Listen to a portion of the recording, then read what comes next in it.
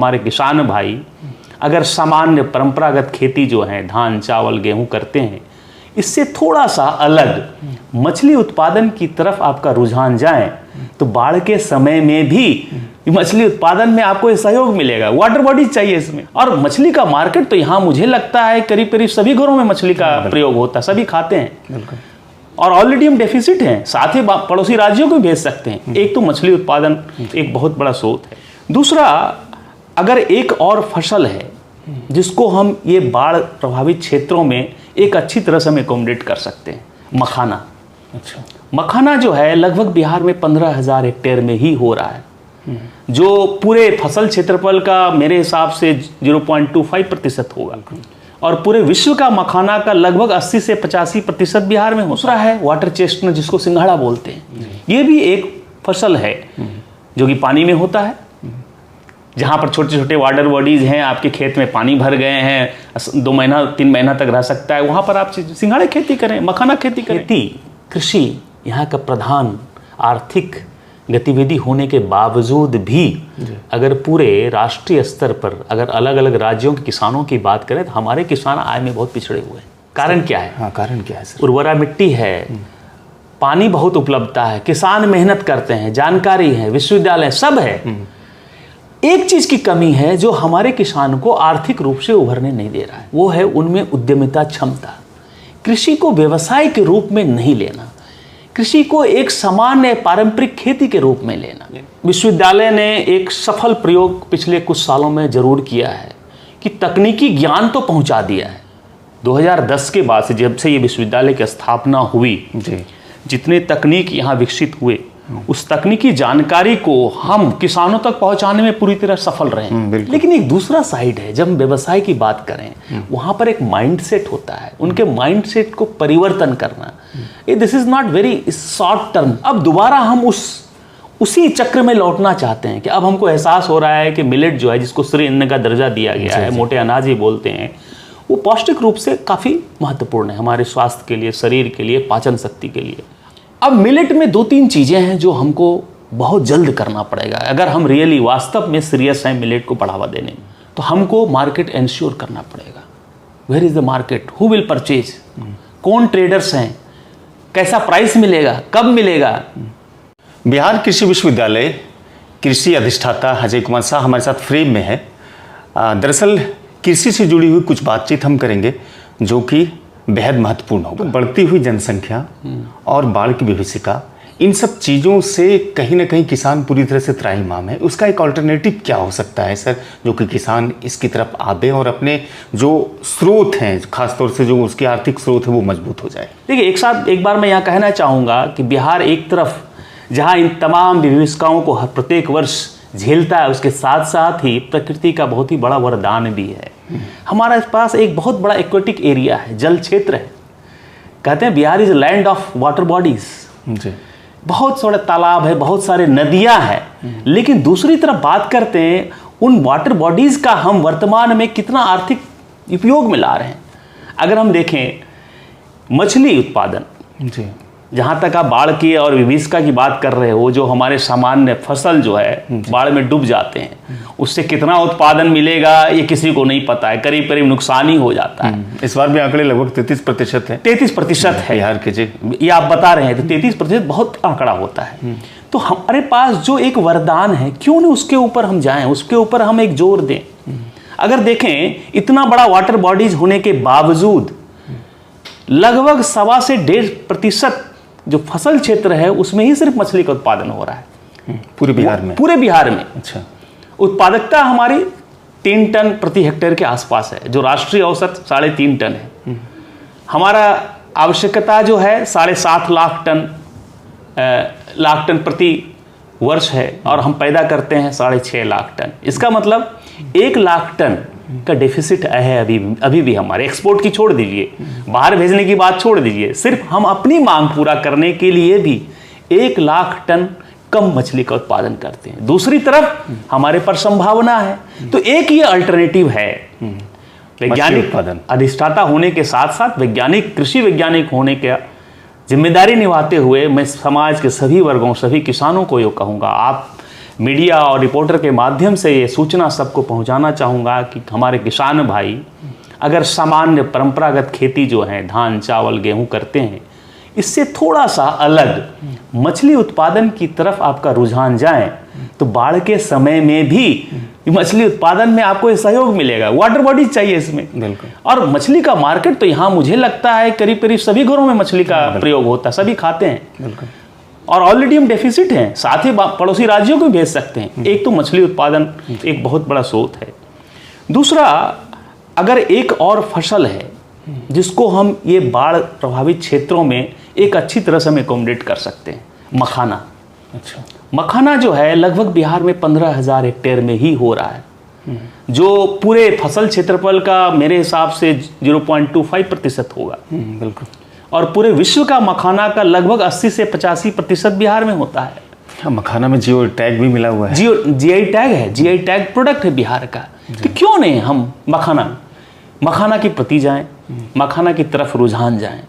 दूसरा है water chestnut, जिसको सिंघाड़ा बोलते हैं। सिंघाड़ा एक बहुत ही पौष्टिक आम सिंघाड़ा बोलते हैं, पानी फल बोलते हैं, वाटर चेस्टनट बोलते हैं, पता नहीं और जगह क्या क्या बोलते हैं, लेकिन हम लोग बचपन से वो सिंघाड़ा के रूप में जानते हैं। ये भी एक फसल है जो कि पानी में होता है, जहाँ पर छोटे छोटे वाटर बॉडीज हैं, आपके खेत में पानी भर गए हैं, 2 महीना 3 महीना तक रह सकता है, वहाँ पर आप सिंघाड़े खेती करें, मखाना खेती करें।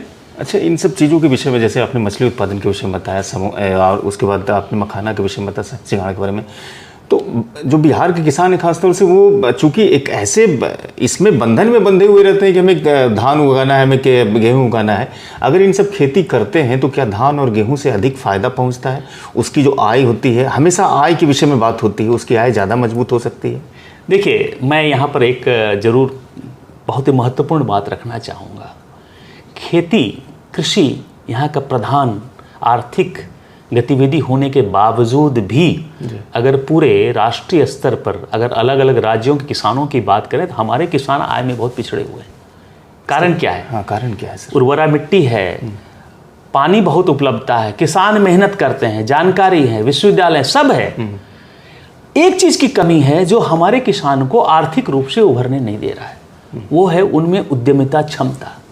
कृषि को व्यवसाय के रूप में नहीं लेना, कृषि को एक सामान्य पारंपरिक खेती के रूप में लेना। यानी हमारे बाप दादा के जमाने से बस वही बो दिया, धान बोने के समय बो दिया, खाद डाल दिया, पेस्टिसाइड डाल दिया, जब हार्वेस्ट का समय काट लिया, आपने पेट भर के खा लिया, परिवारों का पूर्ति पूरी हो गई, जो थोड़ा बहुत एक्स्ट्रा बचा में हम कभी भी आर्थिक आकलन नहीं करते हैं। हमारी लागत कितनी आई, मार्केट रेट में कितना बेचा, उससे टोटल रेवेन्यू कितना हुआ, हमारा फाइनल प्रॉफिट कितना हुआ, ये हम कोई किसान हिसाब ही नहीं रखते हैं। लेकिन एक सवाल इसमें ये उठता है कि जहाँ बिहार कृषि विश्वविद्यालय निरंतर किसानों की उन्नति के लिए काम कर रहा है, आखिर इस मानसिकता से दूर क्यों नहीं जा पा रहा है? कारण क्या है? किसानों में सिर्फ जागरूकता का अभाव होना, क्योंकि विश्वविद्यालय भी है, उन्हें किस तरह से जागरूक किया जाए, उसे किस तरह से जोड़ा जाए, ये सारी चीज़ें। देखिए, किसान विश्वविद्यालय ने एक सफल प्रयोग पिछले कुछ सालों में जरूर किया है कि तकनीकी ज्ञान तो पहुंचा दिया है। 2010 के बाद से जब से ये विश्वविद्यालय की स्थापना हुई, जितने तकनीक यहाँ विकसित हुए, उस तकनीकी जानकारी को हम किसानों तक पहुंचाने में पूरी तरह सफल रहे। बिल्कुल। किसानों को आज पता है कि धान की कौन सी नई वैरायटी आई, आम की कौन सी नई वैरायटी आई, बैगन की, भिंडी की, कद्दू की, लौकी की कौन सी, सब पता है जी। कितने दिन में मैच, सब पता है। लेकिन एक दूसरा साइड है, जब हम व्यवसाय की बात करें, वहां पर एक माइंडसेट होता है, उनके माइंडसेट को परिवर्तन करना। This is not very short term, ये बहुत बड़ा एक लंबे समय की प्रक्रिया है।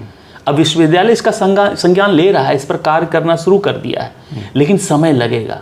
लेकिन मेरा ये मानना है, अगर इस दिशा में हम त्वरित गति से काम नहीं करेंगे तो हमारे जो तकनीकी ज्ञान जा रहा है उसका भरपूर फायदा शायद किसान को भी नहीं मिलेगा। यानी कि किसानों को खासतौर से ये मानसिकता बदलनी होगी। बिल्कुल। अच्छा, एक मिलेट्स के विषय में विचार कहते हैं कि पिछले वर्ष संयुक्त राष्ट्र ने अंतर्राष्ट्रीय मिलेट्स वर्ष घोषित किया, चूँकि आप कहते हैं कि जलवायु परिवर्तन हो रहा है, बाढ़ आ रही है, हर चीज़ों से किसान घिरे हुए हैं। तो मिलेट्स उत्पादन अगर किसान करते हैं, जो कि 1960 से पहले भारत में कहते हैं कि इसकी मुख्य खेती होती थी, बाद में हरित क्रांति आई, गेहूं चावल का भरमार हो गया, तो लोगों की मानसिकता बदल गई। तो मिलेट्स की दिशा में क्या किसान जुड़ नहीं सकते हैं, उसकी पैदावार नहीं कर सकते हैं? बिल्कुल जुड़ सकते हैं, बिल्कुल जुड़ सकते हैं। आप ही ने जैसा कहा, ये हमारी पारंपरिक फसल रहा है जी। और 60 से अगर हमारे दादा बाप दादा के जमाने या उससे पहले की बात है तो मिलेट ही होता था, मिलेट ही खाते थे। गेहूं तो बाद में आया, ये आधुनिक फसल बाद में आया। अब दोबारा हम उसी चक्र में लौटना चाहते हैं कि अब हमको एहसास हो रहा है कि मिलेट जो है, जिसको श्री अन्न का दर्जा दिया गया है, मोटे अनाज ही बोलते हैं, वो पौष्टिक रूप से काफ़ी महत्वपूर्ण है हमारे स्वास्थ्य के लिए, शरीर के लिए, पाचन शक्ति के लिए। इसमें मिलेट का अवेयरनेस तो बहुत हुआ। 2023 को यूएन ने इसको अंतर्राष्ट्रीय मिलेट वर्ष भी घोषित किया और भारत में बड़े पैमाने पर मनाया गया। और तभी से भारत सरकार और अन्य राज्यों का और बिहार राज्य सरकार का भी एक एम्फेसिस है कि मिलेट की खेती को बढ़ाया दिया जाए, खासकर उन क्षेत्रों जो ड्राउट प्रोन है, जहाँ सूखा क्षेत्र है, जहाँ नमी कम रहता है, बारिश कम होता है, वहाँ के लिए बहुत अच्छा है। जहाँ अंडुलेटेड लैंड है उसके लिए बहुत अच्छा है। अब मिलेट में 2-3 चीज़ें हैं जो हमको बहुत जल्द करना पड़ेगा अगर हम रियली वास्तव में सीरियस हैं मिलेट को बढ़ावा देने में। एक तो मिलेट का जो वैरायटी है, उच्च गुणवत्ता के, जो अच्छी वैरायटी है उसके उच्च गुणवत्ता के बीज को उपलब्धता करानी पड़ेगी। बिहार के किसान अभी भी किसानों के पास उच्च गुणवत्ता के मिलेट के बीज उपलब्ध नहीं है। तो सबसे पहला एक काम, उच्च गुणवत्ता के जो बीज हैं, अलग अलग मिलेट, 8-9 तरह के मिलेट हैं जी सर, उसकी सब उच्च गुणवत्ता के बीज उनको उपलब्ध कराना पड़ेगा। कैसे होगा? बिहार एग्रीकल्चर यूनिवर्सिटी एक नया वैरायटी बना देगा, न्यूक्लियस सीड, ब्रीडर सीड बना देगा, लेकिन लार्ज स्केल में हम नहीं कर सकते।